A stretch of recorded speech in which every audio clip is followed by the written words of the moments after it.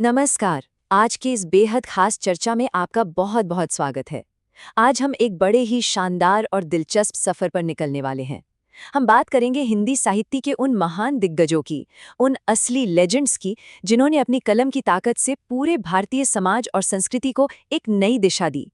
प्राचीन काल के संतों से लेकर मॉडर्न टाइम के विचारकों तक, आज हम इन रचनाकारों के जीवन और उनके उस गहरे प्रभाव को समझेंगे जिसने हमारे समाज की नींव रखी है। तो चलिए शुरू करते हैं। तो चलिए सीधा टॉपिक पर आते हैं और देखते हैं कि आज हम क्या-क्या कवर करने वाले हैं। सबसे पहले हम समझेंगे भारतीय समाज के आईने को।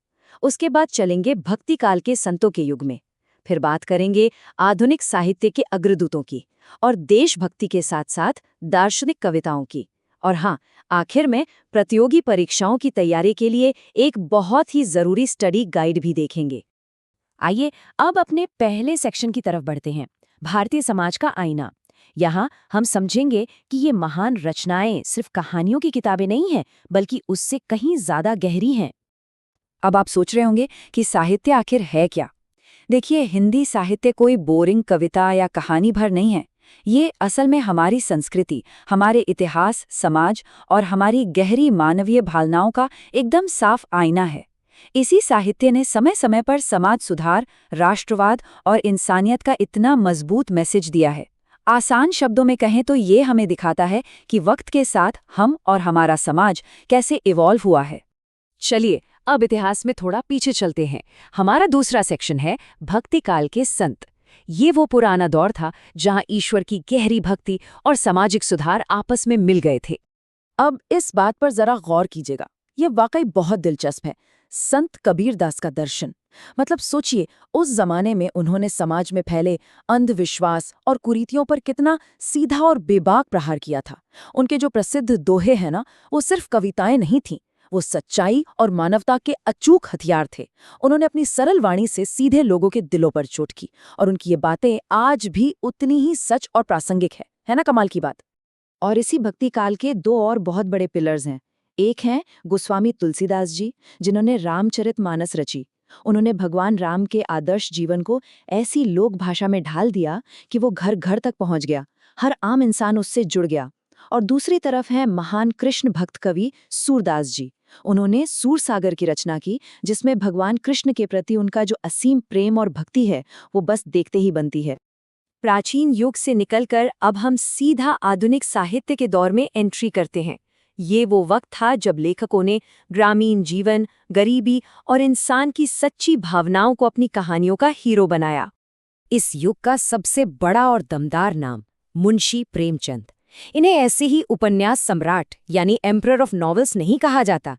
इन्होंने बिना किसी डर के एकदम निडर होकर अपनी कहानियों में गांव की उस कठोर सच्चाई, गरीबी और उन तमाम सामाजिक मुद्दों को सामने रखा जिन्हें अक्सर लोग इग्नोर कर देते थे। सच कहूं तो उनका साहित्य उस दौर के आम आदमी के संघर्ष की असली आवाज बन गया था। और ये बात उनकी रचनाओं से बिल्कुल साफ हो जाती है। गोदान, गबन, कर्मभूमि और पूस की रात को ही ले लीजिए। ये महज किताबें नहीं हैं, ये मास्टरपीस हैं।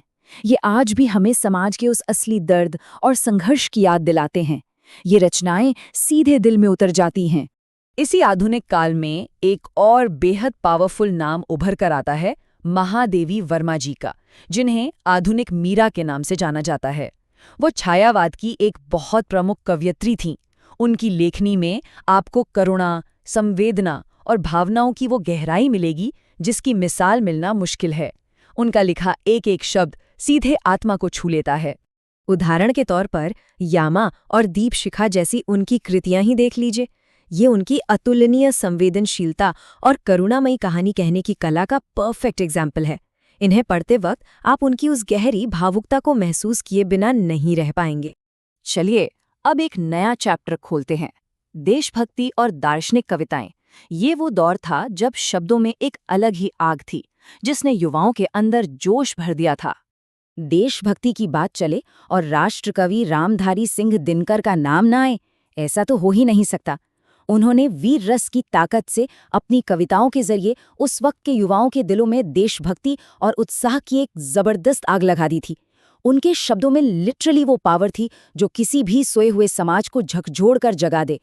उनकी इस हाई एनर्जी और गौरवशाली विरासत को आप रश्मि रथी, कुरुक्षेत्र और उर्वशी जैसी एपिक रचनाओं में साफ देख सकते हैं। इनमें वीर रस एकदम अपने पीक पर है और यकीन मानिए आज भी इन्हें पढ़ने पर रोंगटे खड़े हो जाते हैं और एक अलग ही ऊर्जा आ जाती है। अब दिनकर जी की उस जोशीली देशभक्ति से थोड़ा शिफ्ट होते हैं और बात करते हैं एक बहुत ही गहरी और फिलॉसफिकल आवाज की। हरिवंश राय बच्चन जी, मधुशाला के रचयिता। उनकी कविताओं में जीवन का एक बहुत गहरा दर्शन है। इंसान के अस्तित्व की गहराइयाँ और मानवीय भावनाएं जिस सुंदरता से उन्होंने पिरोई हैं वो वाकई काबिले तारीफ है। आइए अब इस पूरी चर्चा को थोड़ा प्रैक्टिकल बनाते हैं। हमारा अगला सेक्शन है साहित्य के काल और परीक्षाएं। जो लोग कॉम्पिटिटिव एग्जाम्स की तैयारी कर रहे हैं उनके लिए ये एकदम सॉलिड स्टडी गाइड है। अगर हम इस टाइमलाइन को ब्रेक डाउन करें तो हम देखते हैं कि हर युग का अपना एक खास फ्लेवर था। आदिकाल में वीर गाथाओं यानी हीरोइक कहानियों का बोलबाला था। भक्तिकाल पूरी तरह से भक्ति और डिवोशन पर फोकस था। रीतिकाल में श्रृंगार रस और रोमांस प्रमुख रहा। और फिर आया आधुनिक काल, जिसने समाज सुधार और राष्ट्रवाद का झंडा बुलंद किया। इसी थीम के हिसाब से हमारे महान लेखकों ने अपना काम किया है। अब अगर आप टेट, सीटेट, नेट या सेट जैसे एग्जाम्स टारगेट कर रहे हैं तो इन की पॉइंट्स को एकदम रट लीजिए। मुंशी प्रेमचंद मतलब उपन्यास सम्राट, रामधारी सिंह दिनकर यानी राष्ट्रकवि, महादेवी वर्मा जिन्हें आधुनिक मीरा कहा गया, हरिवंश राय बच्चन का सीधा कनेक्शन है मधुशाला से, और तुलसीदास जी का नाम जुड़ता है रामचरितमानस से। ये वो डायरेक्ट मैचअप्स हैं जो एग्जाम्स में आपको पक्के नंबर दिलाएंगे। तो दोस्तों, आज की इस चर्चा से ये तो बिल्कुल साफ हो गया कि इन महान दिग्गजों ने न सिर्फ साहित्य को बल्कि पूरे भारतीय समाज को कितना ज्यादा समृद्ध बनाया है। इनकी रचनाएं आज भी हमें गाइड करती हैं। अब जाते जाते आपके लिए सोचने के लिए एक सवाल छोड़कर जा रहा हूं। इतने सारे कमाल के राइटर्स में से वो कौन सा हिंदी साहित्यकार है जिसने आपको सबसे ज्यादा प्रेरित किया है? इस पर जरूर सोचिएगा। आज के इस ज्ञानवर्धक सफर में हमारे साथ जुड़ने के लिए आपका बहुत बहुत धन्यवाद।